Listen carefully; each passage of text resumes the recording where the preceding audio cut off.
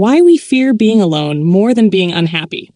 Ever stayed in a relationship long past its expiration date? You knew it wasn't working. You weren't happy. But you stayed anyway. Why? Because being alone, that felt worse.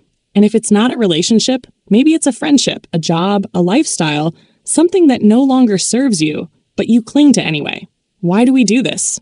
Why do we fear being alone more than being unhappy? Let's talk about it. We are terrified of empty spaces.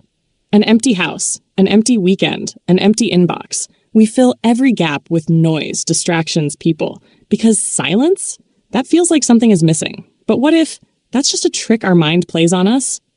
From the moment we're born, we're taught that being alone is bad. Fairy tales end with happily ever after. Never alone. Movies tell us love is the answer. Never solitude. Social media? It bombards us with pictures of people together, making loneliness feel like failure. So, of course, we panic at the thought of being alone. But here's the real question.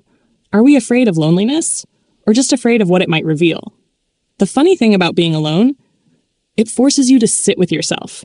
No distractions, no outside validation, just you. And for a lot of people, that's terrifying. Because what if, without other people around, you realize you don't actually know who you are? You don't really like yourself.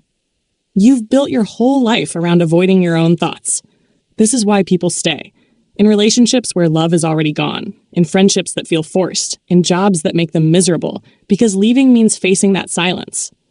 And facing that silence means facing yourself. And that's scarier than any breakup, any goodbye, any empty space. But here's what no one tells you. Being alone isn't the problem. The real problem?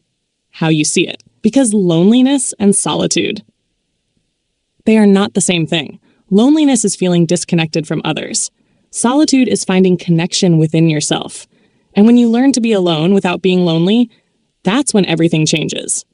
If you've been staying in a situation that no longer makes you happy, ask yourself why.